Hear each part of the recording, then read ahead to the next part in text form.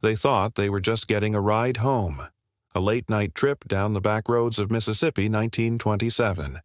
The headlights cutting through the fog, the steady hum of an engine, the reassuring voice of the driver. But for those who stepped into Elijah Turner's taxi, the ride would be their last. Some were never seen again. Others were found in shallow graves, and rumors whispered of something far more horrifying, that the driver had been feeding on his passengers. Elijah Turner was, to most, an ordinary man. Born in Mississippi at the turn of the century, he grew up in the aftermath of Reconstruction, in a state still scarred by poverty, segregation, and violence. By the 1920s, the nation was roaring with jazz, automobiles, and booming cities, but the rural South moved at its own slower rhythm. Mississippi was poor, especially for its black population, who faced daily oppression under Jim Crow. Elijah carved out a living as a driver. He owned a worn but reliable taxi, the kind that rattled as it went down dirt roads, its headlights dim against the swampy night air. Driving was his trade, his way of survival, and in the towns around the Mississippi Delta, people came to know him as the man you could call when you needed a ride, day or night. But beneath his quiet smile and steady work, there was something unsettling. Some said Elijah was a loner, a man who kept to himself, whose eyes lingered too long. Others said he was polite, dependable. Either way, in a small Mississippi town, you didn't ask too many questions. People needed rides, Elijah needed work, and so his taxi kept running. But in 1927, whispers began. Whispers of passengers who never arrived where they were going. Whispers of people vanishing after a late-night drive. And always, it seemed, Elijah Turner was the last person seen with them. By day, Elijah drove ordinary routes. Farmers into town, workers to the mills, women to the markets. His taxi smelled faintly of gasoline and sweat, its seats worn smooth by endless riders. He charged fair prices, and most trusted him enough to climb in without hesitation. But at night, the roads changed. The darkness swallowed the countryside, broken only by the glow of fireflies or the silver sliver of the moon. It was then, when people were most vulnerable, that Elijah seemed to find his chosen passengers. The missing began quietly at first. A young man, drunk after leaving a juke joint, never seen again. A farmhand heading home late, whose family searched the fields in vain. A woman traveling alone to visit her sister, her suitcase found abandoned by the roadside. Each disappearance left the town uneasy, but no one connected the dots right away. The South was a dangerous place in the 1920s. Lynchings, robberies, accidents were all too common. But soon the pattern was impossible to ignore. Those who vanished had last been seen stepping into Elijah's car. His methods, as the story later emerged, were chilling. Elijah would offer a ride, sometimes even at a discount, his voice calm and reassuring. The passenger, often tired, drunk, or simply trusting, would climb into the back seat. The engine would rumble to life, headlights sweeping across the dirt road. And then, somewhere in the darkness between towns, Elijah would strike. No one knows exactly how he killed them. Some say he used a knife, others a blunt instrument hidden beneath his seat.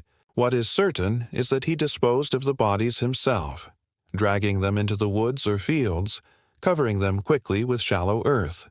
But it wasn't the burials alone that haunted the community.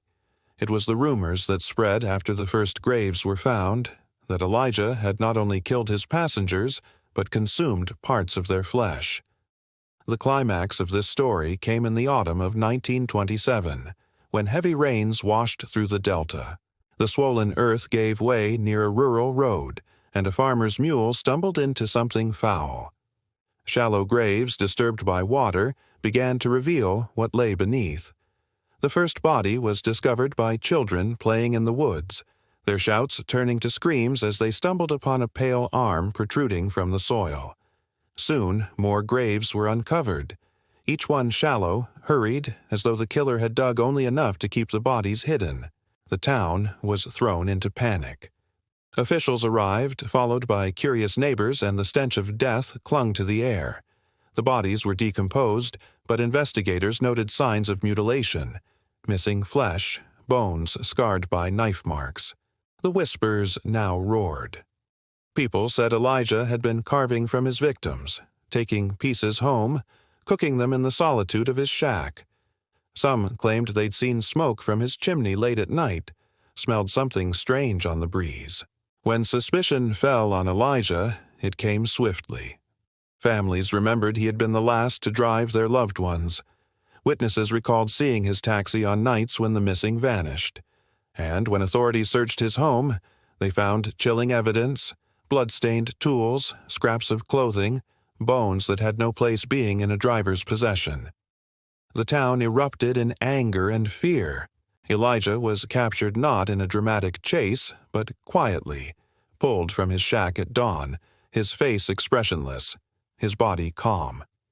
He offered little explanation, denying some charges, remaining silent on others.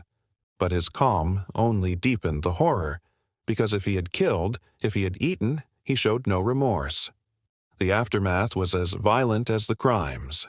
News of the murders spread quickly, newspapers sensationalizing the Cannibal Taxi Driver of Mississippi. Crowds gathered outside the jail, some calling for a swift trial, others for immediate lynching. The trial that followed was brief. Witnesses testified to seeing Elijah with the missing. Families identified scraps of clothing, personal belongings. The physical evidence, bloodied knives, bones found near his shack, was undeniable. Though he never confessed fully, the weight of the case was enough. Elijah Turner was sentenced to death. The community breathed a mixture of relief and dread. Relief that the killings had ended.